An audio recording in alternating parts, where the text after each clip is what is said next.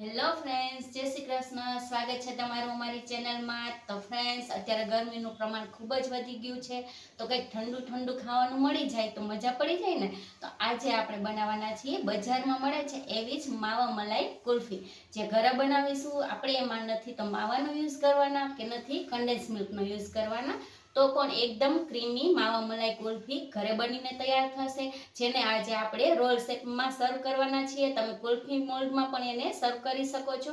તો ચાલો માવા મલાઈ કુલ્ફી રોલ બનાવવાનું ચાલુ કરીશું.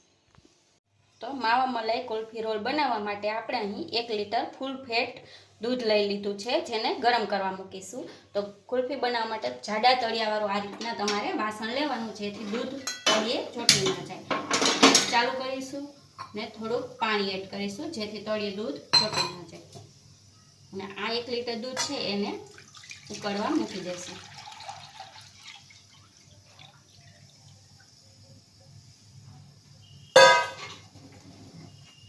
હવે આ દૂધમાંથી આપણે 2 ચમચા જેટલું દૂધ અલગ લઈ લેશું, 3 ચમચા લઈ લેશું અને દૂધને ઉકળવા મૂકીશું. ત્યાં સુધીમાં આપણે દૂધને ઘટ કરવા માટે અને સરસ ટેસ્ટ આવે એના માટે અહીં મિલ્ક પાવડર લઈ લીધો છે. જે 10 રૂપિયાનું પેકેટ નાનું આવે છે, એ 2 પેકેટ લીધા છે. 2 ટેબલ સ્પૂન જેટલો મિલ્ક પાવડર છે અને 1.5 ટેબલ સ્પૂન જેટલો કોર્નફ્લોર છે, એ લઈ લીધો છે. એને આ ઠંડા દૂધમાં મિક્સ કરવાનું છે.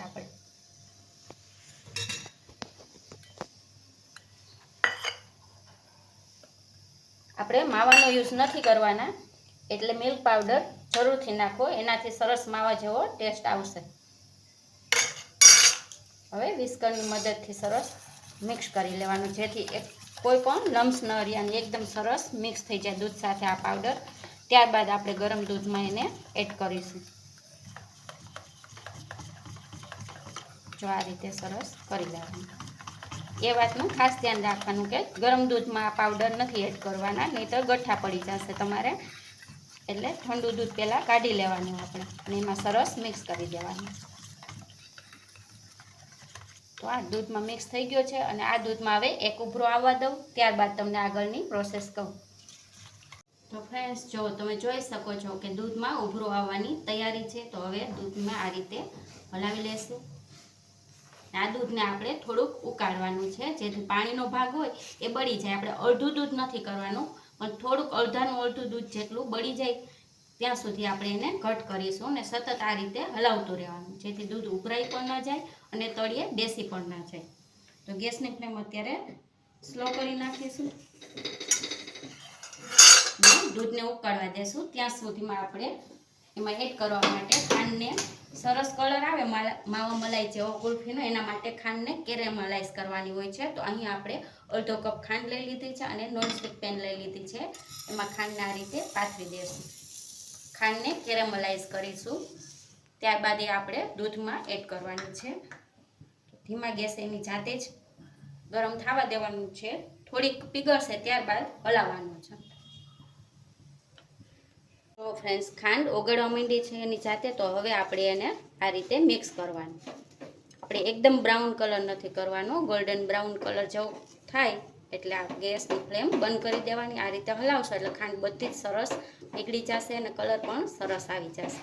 અને સાઈડમાં આપણું દૂધ પણ ઉકળે જ છે ધીમા ગેસે, વચ્ચે વચ્ચે હલાવતું રહેવાનું. આ રીતે ખાંડ બધી ઓગાળી આપણે ખાંડને કેરેમલાઇઝ કરી લઈશું.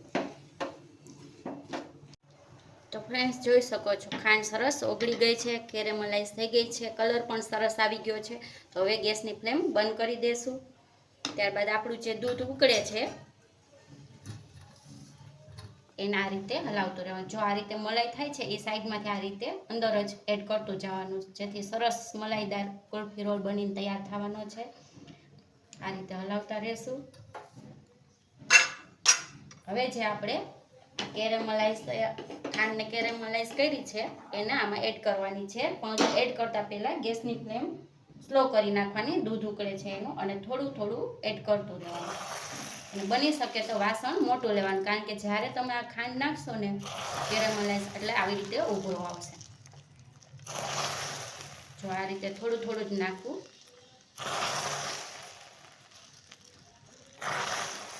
અને હલાવતું રહેવાનું એક હાથેથી. આ રીતે બધી જ ખાંડ એડ કરી દઈશું.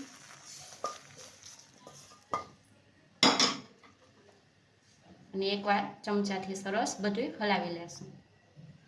જો કેરેમલાઈઝ ખાંડ અંદર જામી જાય તો ગભરાવાની જરૂર નથી. જેમ દૂધ ઉકળશે એમ એની જાતે જ સરસ ઓગળીને મિક્સ થઈ જશે.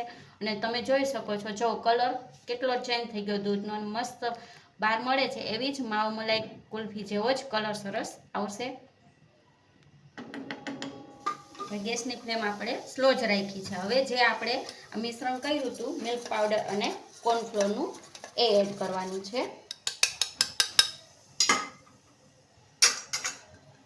આ થોડું થોડું કરીને એડ કરતું જવાનું છે. એકારે જાજુ નહીં એડ કરવાનું, નહીં તો કોર્નફ્લોર હોય એ તળિયે બેસી જશે. આ રીતે એડ કરતા જાય અને એક હાથે હલાવતું રહેવાનું.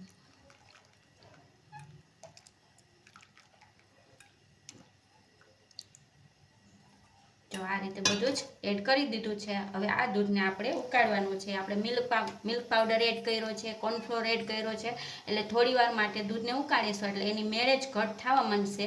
તમે જોઈ શકશો આગળ. તો થોડીક વાર આપણે ઉકાળી લઈએ.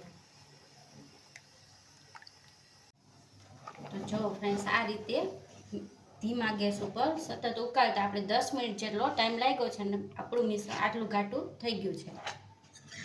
જો હું તમને બતાવું છું, આ રીતે ચમચામાં કોટ કરશો ને, આ રીતે પાડશો ને તો પડશે, આ રીતે પડશે નહીં, સરસ કોટ થઈ જશે. ત્યારબાદ આ કરશો, આવી રીતે કરી જોવાનું. બે ભેગું ન થવું જોઈએ એટલું ઘટ આપણે કરવાનું છે, કારણ કે હજી આપણે આને ઠંડુ કરવાનું છે એટલે વધારે ઘટ થશે. ત્યારબાદ એને તમે જે પણ મોલ્ડમાં સેટ કરવું હોય કે ડિસ્પોઝેબલ ગ્લાસમાં સેટ કરવી હોય કુલ્ફી, એ સેટ કરી શકો છો. હવે ગેસની ફ્લેમ આપણે બંધ કરી દઈશું.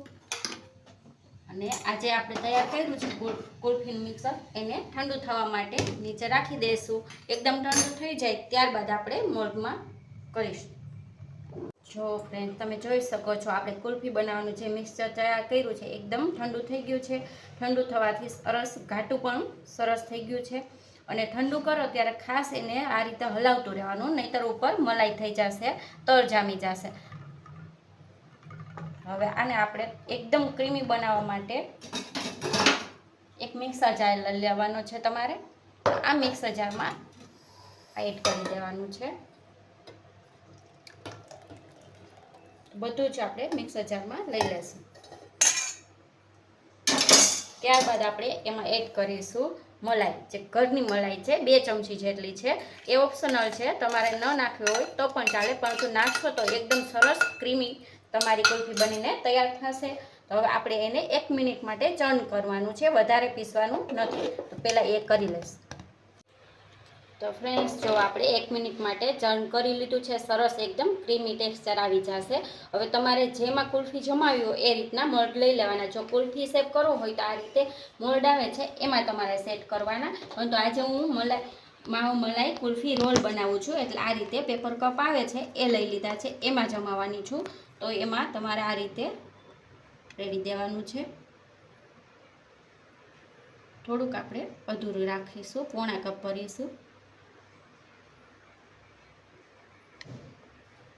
આ રીતે ભરી દેવાનું છે. ત્યારબાદ આમાં આઈસ ક્રિસ્ટલ ન થાય એના માટે અહીં એલ્યુમિનિયમ ફોઇલ આવે છે એ લઈ લીધું છે. એને આ રીતે રાખી દેવાનું છે અને એના પર આપણે રબર ફિટ કરી દેવાનું છે, જેથી તમારો સરસ માવ મલાઈ રોલ બનીને તૈયાર થશે. અને આને ફ્રીજમાં આપણે સેટ કરવા મૂકવાનું છે. 8 થી 10 કલાક માટે સેટ કરીશું. ત્યારબાદ હું તમને આગળ બતાવું. તો ફ્રેન્ડ્સ, ચાલો આપણી કુલ્ફી સેટ થઈ છે કે નહીં એ આપણે જોશું ને કુલ્ફીને બહાર કાઢીશું. જો આ રીતે ફ્રીઝરમાંથી બહાર કાઢી લઈશું. હવે આપણે ચેક કરીશું.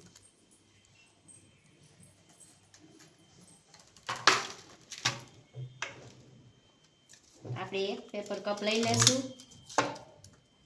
એલ્યુમિનિયમ ફોઇલ હટાવી દઈશું. જો આપણી કુલ્ફી સરસ સેટ થઈ ગઈ છે, તમે જોઈ શકો છો. હવે આપણે એના રોલ કરવાના છે. આપણે મલાઈ કુલ્ફી રોલ કરવાના છે, એટલે રોલ કટ કરવા માટે સપોર્ટની જરૂર તો પડશે. એટલે સૌથી પહેલાં આ રીતે છરી કે એવું લઈ લેવાનું અને થોડી અંદર જવા દેવાની છે. અને આ પેપરના કપને આપણે કટ કરી લઈશું. કટ લગાવી દેશો એટલે આસાનીથી નીકળી જશે પેપર કટ. આ રીતે તોડતા જશો ને એટલે સરસ નીકળી જશે. વાવ, તમે જોઈ શકો છો કેટલી સરસ આપણી કુલ્ફી સેટ થઈ ગઈ છે. જો એનું ટેક્સચર જો ક્રીમી ક્રીમી એકદમ છે. આપણે રોલ કટ કરવાના છે, એના માટે એક છરી લઈ લેવાની છે. આ રીતે કટ કરી લેવાના છે. અને ફ્રેન્ડ્સ, રોલને સરસ એકદમ ડેકોરેટ કરવા માટે મેં અહીં બદામ અને પિસ્તાની કતરણ લીધી છે. તો એમાં આપણે કોટ કરી લેશું, એનાથી લુક્સ વાઇઝ સરસ લાગશે. તમારે આ રીતે પ્લેન કરવા હોય તો પણ ચાલે, ન કરો તો જો સરસ મજાનો દેખાવ લાગે છે ને, જોતાં જ ખાવાનું મન થઈ જાય એવી બનીને તૈયાર થઈ છે આપણી રોલ કટ મલાઈ કુલ્ફી. આ રીતે કટ કરીશું ને એક પ્લેટમાં સર્વ કરીશું. તો ફ્રેન્ડ્સ, હું તમને એનું ટેક્સચર પણ બતાવું, જો ચેક કરીને પણ બતાવું છું.